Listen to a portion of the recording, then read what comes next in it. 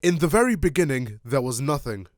In terms of finding entertainment online, there was always a roadblock or three when in the finding entertainment business, because it was damn near impossible to find sufficient entertainment for your young self. There's only so many hours in the day and you can't spend all of it playing on your PS2 Lite XL, because that's bad, and could give you several cancers of the brain that would surely render you a vegetable, and you don't want that, do you? So in the midst of all of these troubles, you have to look to that massive behemoth in your living room, also known as your PC. But there's immediately two problems with your PC. First problem is that you have no way to play the latest and greatest games that were available on the PC Games for Windows catalog. You might as well use your PC to cook your dinner at that rate. And the second and most important problem of all, you are broke. Good luck trying to convince your parents to get you Disney's Extreme Skate Adventure for the PS2. That's too violent. With all those choices out the window, you have to seek other methods of playing your favorite video games. And there's no better alternative to the PC than the new invention by Bill Jobs called the intelligent phone. Speaking of phones... Hey you there, watching in the safety of your own dwelling place. Are you bored of playing the same stupid game of glow hockey over and over again and are looking for something brand new for your eyes and fingers to feast on? No? Well, have I got news for you? 2019 has a new banger of an RPG that stormed YouTube and the internet and is up there with the biggest PC and console titles. Oh gadzooks, brother, that must mean it's bloody expensive. Wrong! It's absolutely free! Storyline, giant boss fight, player versus player, and hundreds of champions to collect and customize. Like, look at this specimen! You don't need to worry about waiting times because the game has a download base of 10 million players worldwide in just 6 months. You don't need to take my word for it, look at the reviews. It has an almost perfect score on the Play Store with 300k reviews. What the fuck? Look at the graphics on this thing. My phone can't even handle how good this looks. Hark, there's a new Faction Wars feature right here. But what about me? No need to worry, you literally get paid to continue playing with rewards for the first 90 days in the game. So what are you waiting for? Get it now! Check out the links in the description to get 50,000 silver and a free epic champion to start your journey. Good luck and I'll see you there. But before the phone, there was another smart invention that filled the lives of young kids for many a year, giving children a reason to stick it out until the end of the school day is near so that they can escape into a world with absolutely no rules. Apart from the many site blocking tools that were put in place by the school council to prevent your innocent eyes from getting permanently stained, yes, that's right, I most certainly am talking about...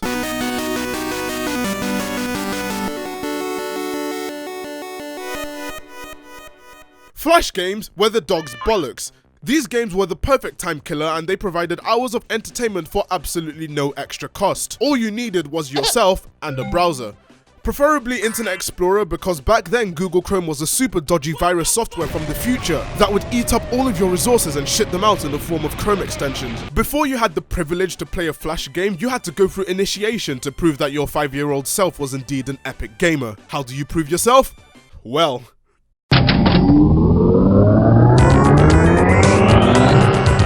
Yes, that's right. Before you can join the big leagues in the World Wide Web, you had to prove that you had the brains and the brawns to tackle the games over in League 1. 3D Pinball Space Cadet Edition is Windows' version of the classic pinball game for PC, published by Maxis before EA could get their dirty hands on them. In 1995, the game was released for Windows and Mac, and unlike the version that was widely known as the definitive Windows version, which was released in the same year, this version of pinball had 3 different tables! More customization than modern AAA games at no extra cost, and you can do several different quests like escaping the Bermuda Triangle, rescuing a damsel in distress, and slaying a dragon. This thing was mind-blowing at the time. You want to get promoted to the Premier League of Flash games? Well, you deaf, dumb and blind kid, first you have to master the art of pinball and become a pinball wizard. But surely there has to be a twist. Well, in fact, there was a slight twist in that the version that people played on the Windows edition of the game wasn't actually the full version of the game. Yes, you ended up getting Activisioned, and all the cool features that were in the original version of the game are nowhere to be found. But not to worry, with a high score of 103,214,325, you are now ready to join the ranks of the elite, where you will be inducted into the school of procrastination and losing your innocence slowly and steadily. But before you get to finding where these so-called browser games are, you need to know what you're dealing with here. So as I've done in all of my previous videos, I'll provide some context to the world of browser gaming.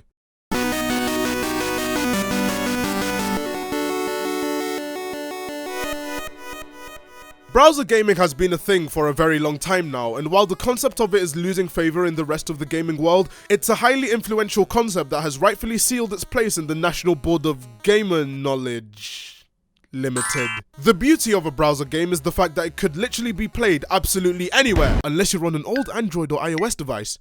But those didn't exist back in the day. And spanned a massive variety of video game genres and gameplay types. You could have a single player game, or a multiplayer game, or an MMORPG LGBT BLT game. You could also play browser games on any operating system that you want, just as long as you have access to the browser in question. As children, we were spoiled for choice for what game you could play. You could be having a great old time playing the original Bejeweled, and the next thing you know, you could be brutally torturing a mannequin. It all started in 1995. Toy Story had just been released and showed that there was a market for computer animated projects. Quebec tried to pull a Scotland and escape from Canada, but they weren't having any of that. And eBay had just started giving people the opportunity to sell their used goods online. One plucky company that went by the name of Futurewave Software were looking to challenge Macromedia, who at the time were the big dogs of the industry. Futurewave modified their already existing software by adding the ability to animate frame by frame. They named this creation Future Splash Animator and released it for PCs and Macs. When this dropped, the entire industry had their minds blown. To hide the embarrassment from being beaten to the punch by an inferior company, Macromedia bought the entire company 1 year later, and the animation editor was renamed to Macromedia Flash, successfully washing away the efforts of Futurewave Software as their name was deprecated forever.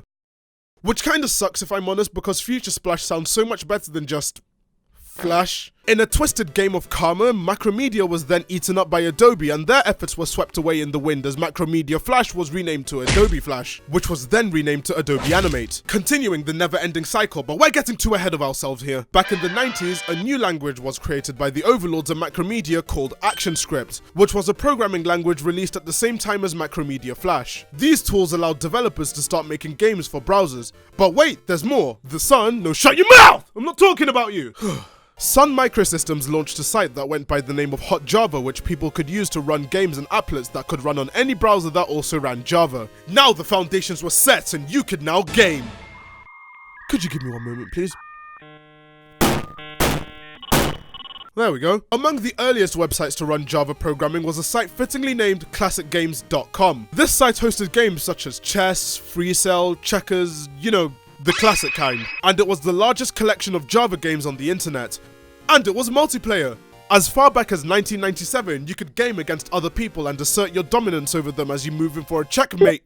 Fuck! Companies saw the rapid growth of ClassicGames.com, growing from 50,000 members to 60,000 in less than a month. This made Classic Games one big fat $sign, and the first company to pounce on them were Yahoo! Who bought the game site and renamed it to Yahoo Games, effectively wiping the name recognition of ClassicGames.com. Meanwhile, Microsoft wanted a little piece of the pie and bought a small website which went by the name of The Village. Problem with The Village though was that after Microsoft got their hands on it, you had to download more than 3 megabytes of data to be able to play the game. That's diabolical! I can't believe you've done this, Bill! Children in Africa could have eaten that data! In order to access The Village, you needed to have Internet Explorer on your computer because only Internet Explorer could do it. From this website though, we got our first banger series of Flash games, Bejeweled, which has now gone on to sell over 75 million copies, so PopCap have only Bill to thank for that one. The arguable godfather of Flash, who stayed loyal to the medium pretty much ever since its inception, is Tom Fulp. Animators and Flash game devs probably perked up upon mention of that name, but I'm sure the rest of you normies aren't aware of just who he is, so for the uninitiated, in 1996, Tom developed 2 games for a website he created as a devotee to a set of hardware called Neo Geo. After making a separate site with the intention to host browser games, he began using Macromedia Flash in 1998, combining the 2 websites he created to make a new site known as Newgrounds. Newgrounds would then become a powerhouse on the internet as most people's exposure to edgy content from the internet came from the site. The Numa Numa dance was uploaded onto Newgrounds first before YouTube, and other sites began to pop up that also had the intention of allowing for user-uploaded content, such as Congregate and Armor Games for example. In 2001, Miniclip was created by 2 legends in the Blighty using £40,000 of their own funds. Now it's a $1 billion company. As far back as 2008, the company was valued at around £900 million. Basically like buying Bitcoin in 2012 and selling it before it all went to hell. At the inception of the Flash gaming industry, developers who made such games went for a business model in which the games they make were free demos to full games that would come out later. Games such as Clash and Slash for example. The rapid explosion of Flash games in itself was due to the fast spread of information in the early 2000s, using sites such as AIM and email. You can send a couple of links to some SWF files across the World Wide Web and they just zoom across to your big box. It was great! So now your brain's been filled with the knowledge, it's time for you to venture into the vast landscape of the World Wide Web.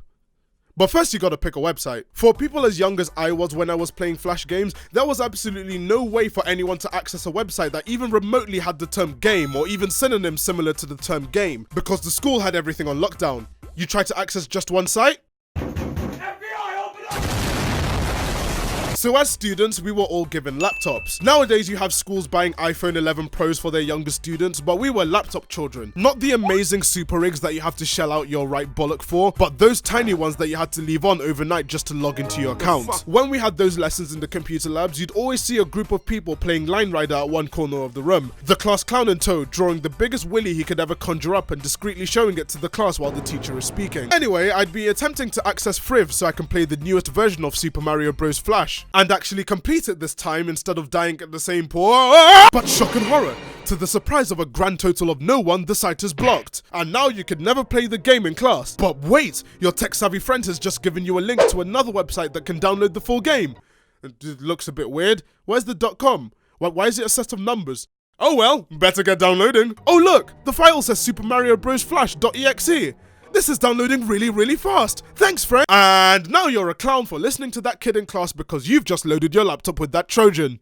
When you're at home on the family desktop, however, it's a whole different story because the entire internet is now open to you and at your disposal to explore, giving you plenty of choices of Flash games to play and have lots of fun with. The games that were available to you were so vast. You wanted to play a game of Copter? Well, you've got it. Most early Flash games were essentially reskins of already existing games such as Super Mario, Pac-Man and Frogger, for example. The arguable golden age of gaming with Flash started at around 2004, and throughout the noughties, different animators and developers came out of the woodwork to create various forms of art that people still play and enjoy to this day.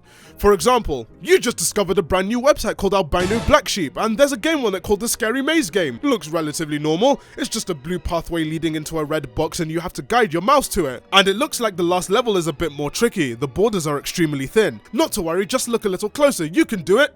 Almost there.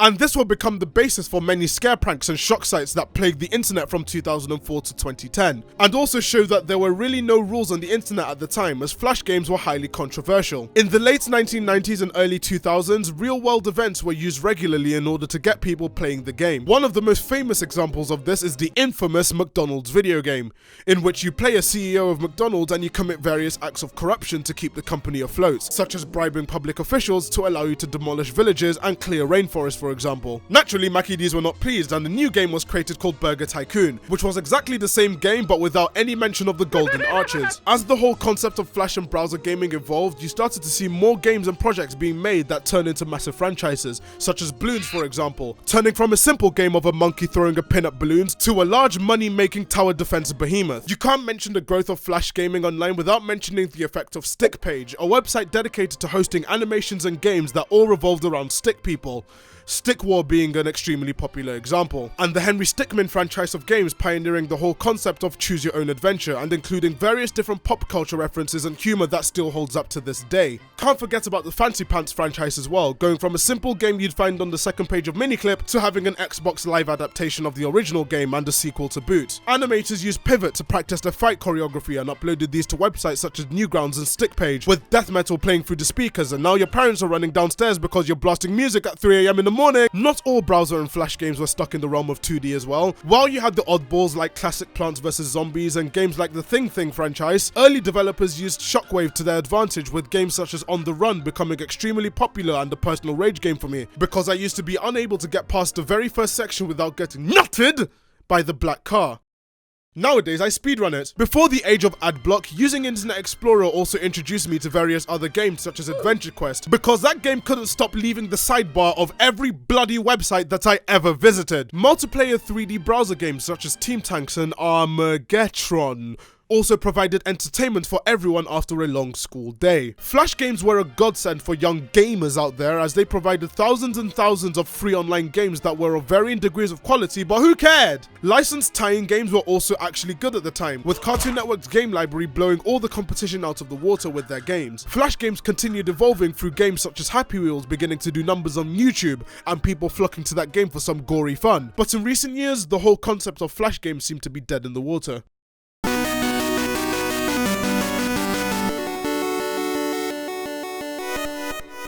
With the rise of mobile gaming in the 2010s and more children getting access to smartphones at a younger age, Flash games seem to be dying, and that can be pinpointed all the way back to the release of the very first iPhone.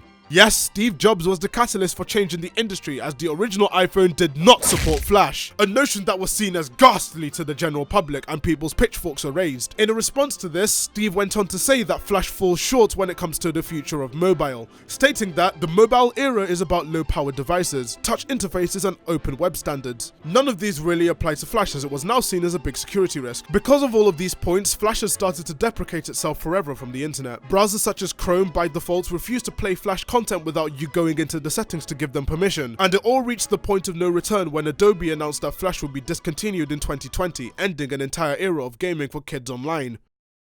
Until recently, the mobile machine shall not get their victory, as various large projects are now underway to preserve and archive as many Flash games as possible after Adobe's announcement, one of the most notable being the Flashpoint project, with the main goal of becoming a hub for all the lost and forgotten to be Flash games to nest in the hopes that people would remember the fun times they had way back in the noughties playing the impossible quiz and cursing themselves for using a skip before the final question. Sites such as Newgrounds and Albino Black Sheep uploading classic animations to YouTube and switching the video player on their sites to HTML5. Which would allow the content to still be played without being lost forever. As well as this, games written in other formats that weren't Flash gained a lot of notoriety in the latter part of the decade, with the IO domain becoming an extremely popular hub for games such as Agario and Slitherio, written in C++ and HTML respectively. Browser gaming has evolved beyond young teenagers using Shockwave Flash to create their 4-frame game, and has become a huge marketplace for people using powerful engines such as Unity and Unreal to create fully fledged independent games that they sell on marketplaces such as Itch.io. Developers have come a long way from making simple Flash games, and they've turned into moderately sizable franchises that you'd find on marketplaces like the former Xbox Live Arcade and Steam, for example. None of this would have been possible without the large influence and rapid growth of that small program, Futurewave Splash, over 2 decades ago,